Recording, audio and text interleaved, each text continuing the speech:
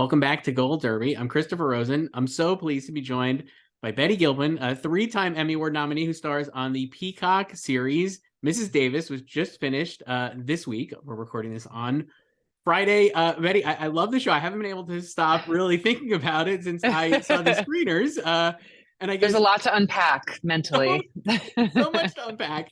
One of the Yeah. things I was thinking of, and in the finale, obviously, Simone has to make this really incredible choice to drink from the Grail, to destroy it, and then also destroy Mrs. Davis. And I think one of the theme of the show I found like really compelling to me was that human nature is to kind of gravitate towards stuff that tells us what we want to maybe hear, and whether that's media or religion or AI in this case or whatever it is, that we kind of like repeat those themes. So knowing that's like human nature and then having to play against that for Simone, and in that sequence I just found it so compelling and your performance so incredible. So I guess like just to start there, like Thanks. how did you kind of like think about that, those like that push pull of like human nature versus like her knowing like to what to do there, I guess. Well, yeah. I mean, I think about the brilliant scripts that Tara Hernandez and Damon Lindelof wrote along with the writers' room. The themes that they delved into, it it really made me think about, okay, so the church and the internet as two separate things, you know, it's really us that misuse them probably, or create these institutions that go against what they were probably originally designed for. Like, not being a person of faith myself, but probably it was supposed to be used as asking big questions and wandering and connecting, and probably the internet as well. We could be using it to explore gray areas and get smarter and connect with people. And we just sort of, we're really good at using these separate institutions as wish fulfillment echo chambers instead of these vessels for exploration and existential thought. And I think for Simone, when we meet her in episode 1, she probably believed herself to be at the end of her,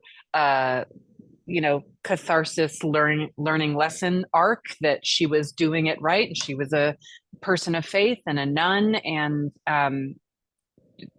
I think that she finds in her interaction with the outside world that she was really compartmentalizing her nundom and kind of using falafel as this sort of workaround to real faith and risk and vulnerability. And I think that people use the internet in that way too, that it's this sort of option to kind of sidestep doing internal vulnerable risk, in terms of figuring out who you are, what you want. Yeah, it's easy to have something in your pocket just being this sort of validation scrolling echo chamber thing in a world where we're, so lonely and depressed and freaked out.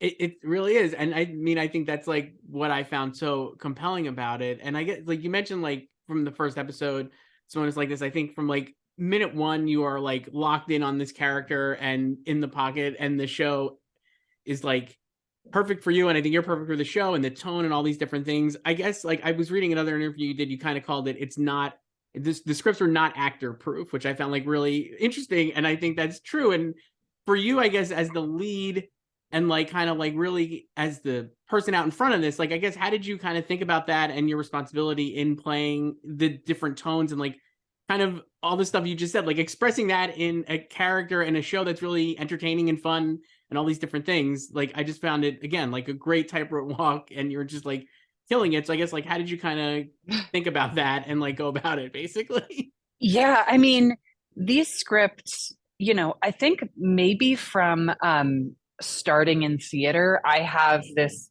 uh, probably a combination of laziness and vanity, this habit of I skip the stage directions and just read the dialogue, and then I make myself go back and read the full script. And these scripts, they read like graphic novels, like the even the most minute stage direction, every syllable is intentional and builds this crazy, complicated, beautiful, specific, original world. So really from the first stage direction description. I was put exactly in this genre that they were inventing.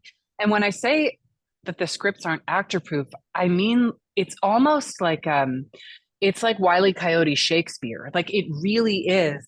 Uh, it feels like text.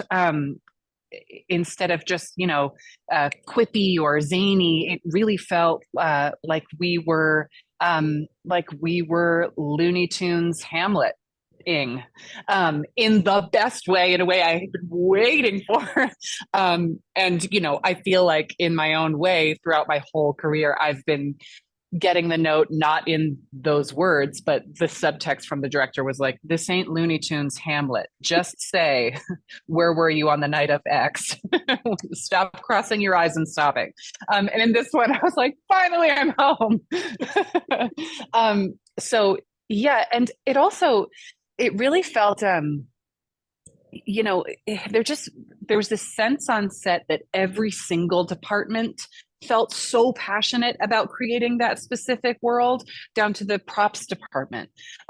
So when you feel that level of everyone is stepping up and going out on a limb, it makes you do it creatively as well. And gosh, it was my favorite experience I've ever had. And that's really, I mean, that's great to hear. And like, I think it comes through certainly like in the work. And as a viewer, I felt like it definitely succeeds on that aspect, because it's a very enjoyable watch as well. I want to ask you, like, at the risk of just being like, talk about this scene. There's a couple of scenes I absolutely loved, and your performance in them is incredible. So in the finale, Simone meets the creator of Mrs. Davis, right? Joy. And I love that because it reminded me a little bit of a scene. I think it ended up being probably your last scene in Glow, when you're talking to Ruth, and you're just kind of like, the way you have like you just your expressions, you're like vibrating a little bit, and like it's just so great. And in this, it's like the frustration you feel, Simone feels hearing that this is like a Buffalo Wild Wings app gone mad. I just love it, and you're able to get so much frustration and just, like you said, like Looney Tunes over it with really not any dialogue. I just love it so much. And I guess I thought about doing that scene because I just thought it was like unbelievably well done. Thank you so much. I mean, yeah, that was such a fun scene to shoot. And I think it was so brilliant that, so finale spoilers, Yes, that, yes. we discover that Mrs. Davis is not this ominous HAL like supercomputer.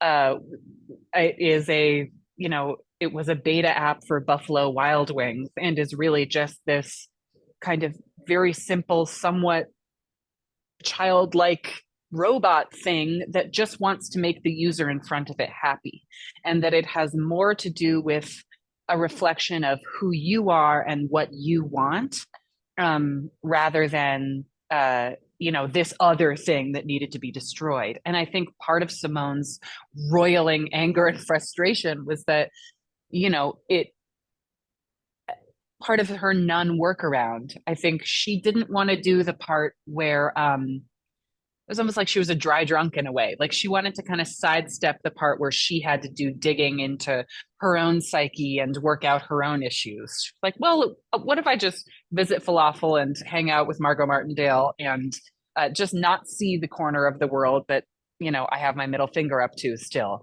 And I think realizing that this thing that she had cast as the villain in her life maybe wasn't a villain, that maybe the negativity and the battles to be won were internal, I think was so frustrating to her. And when I myself think about AI in our world, I think there's so many parallels, that it really has more to do with our thesis statement as a humanity, rather than this other thing that we can blame everything on over there. I think that's, somebody said that's why that show is called Black Mirror, that it's just a thing that's reflecting us. It's not, we can't blame it.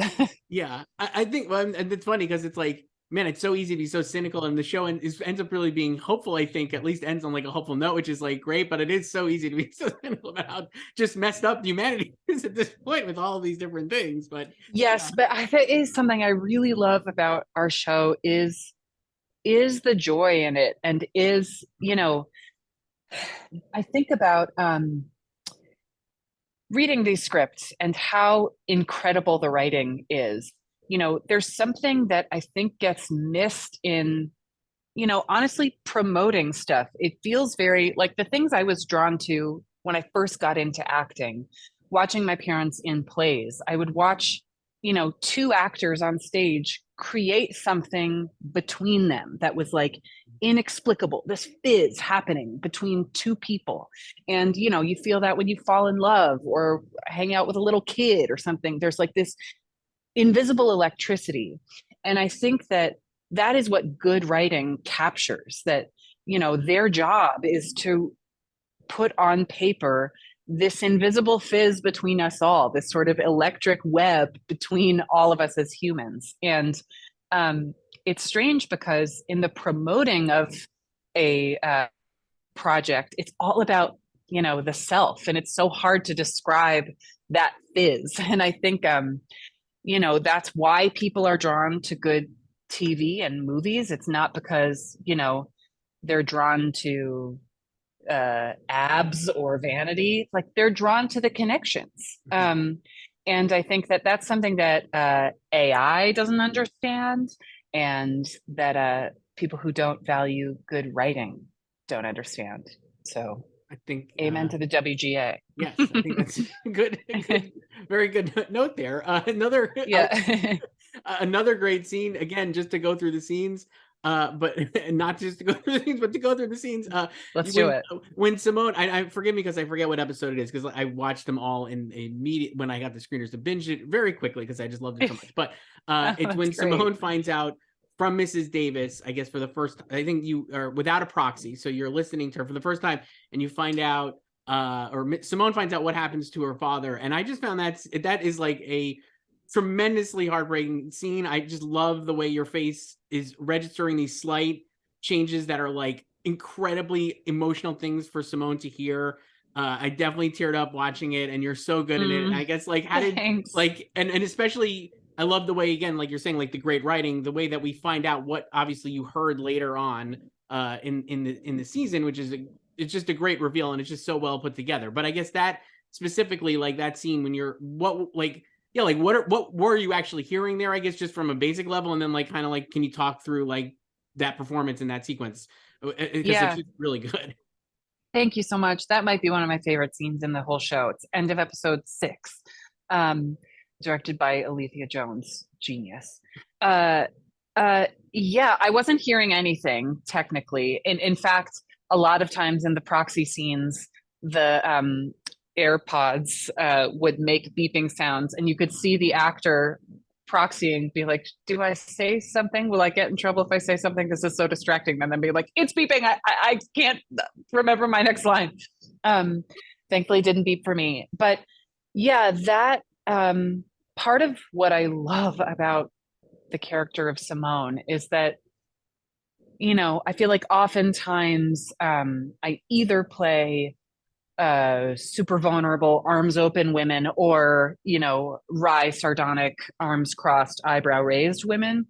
And I think that Simone, while she has these walls up, these cement walls still up, and the middle finger to the sky in some ways, her faith has really dissolved one of those walls, one of those Celeste built walls, Celeste engineered. And despite every fiber of her carefully crafted identity, has made her hopeful and love a corner of the world that she thought she wouldn't, and still want things like connection from her mom and her dad and Wiley. And I think I think at heart we're all still our little 6-year-old selves being like, "But mom and dad, you love me, right?" And I think seeing Simone insist that she didn't care about any of that stuff, and that she had swept it all under the rug, and that it didn't exist to her anymore. I think in that moment, she's missed her dad so much. And so hearing that there was possibility that he did live through the funeral, he wasn't killed in the Lazarus shroud, and that and then, kind of the roller coaster of things that I was pretending to hear. I think, and her, for the first time, receiving from Mrs. Davis why people love her. She was receiving, yes, truth, but also comfort, and probably in a very soothing voice. And um, that's something I think is interesting about the finale, that once Simone has drank from the grail and severed her connection to falafel, there's sort of this vacuum. She's not in the epilogue of her life. She's not a solidified person of faith without constant proof of falafel. Will she be a good person of faith? I don't know. But I think there's this vacuum where probably it would be very tempting to then turn to Mrs. Davis, this thing who, is just wanting to give you that solace that she now no longer has in falafel. Yeah. Yeah. It's great. We have to wrap up, but I wanted to ask you one last about you mentioned like Celeste, and Elizabeth Marvel plays her. It's a great she's so great. And the thing I love about her performance and the character is, like you were saying, like I think a great thing about the show is, as a viewer and a fan of your work, I'm like, you are getting to do things that you don't always get to do. And I think she in this it's a different, she's throwing stuff at you that I don't normally see characters get to throw at, like characters you play, I guess. And I just found that like really great, because it's like really kind of throwing Simone back on her heels a little bit, right? Because like she cannot like run it basically against Celeste. And I just love, yeah, their interplay in their relationship. And I guess like I think you guys have a great rapport together too. So I just love to hear you talk about like a little about, yeah, that, and like how you kind of work together to kind of create that relationship. Yeah. I mean, Beth Marvel, I have been nerd obsessed with for forever. I've seen her in a ton of plays in New York. And, when I was in college, would see her in stuff, and she was my idol on stage. And, I think that her performance in this, she's just so, such a lame word to use describing acting, but so real, and so takes everything so gravitasly seriously, even when she's describing Monty being burned alive by acid in the Lazarus Shroud. And I think that for Simone, those scenes with her, it's like, I mean, maybe we all feel this way talking to a parent or family member sometimes, where it's like a physical manifestation of a part of you that you pretend isn't a part of you, but is a central pillar to you. And that frustration of like, I'm not you, but oh, I am. You're in my bones. You're half my bones. She just was so, I think part of what our show does so brilliantly is, you could be on this individual quest and have the script of your life going in your head, and your specific memoir chapter, and maybe your Mrs. Davis is feeding into that narrative. But then the people around you, particularly family or people who have known you forever, are the first to be like, what are you doing? What? A whale? Sorry, the Holy Grail. I think Simone doesn't need help feeling like what she's doing is ridiculous, but Beth Marvel was so good at just twisting the knife. Yeah, one of my favorite actors I've ever worked with, for sure. It's great. You guys are so great together. And it's funny because like what you said there is so true. Like as a parent, I'm like, I see me and my daughter, and then also I know I like see my mom and me, and I'm just like, oh God, this is such a nightmare. What have I know. What are we doing? So yes. Yeah.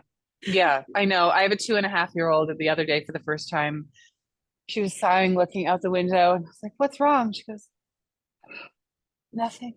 It's like, oh God, it's me, it's me, it's me, it's me. Oh no, you're only 2.5. That's bad.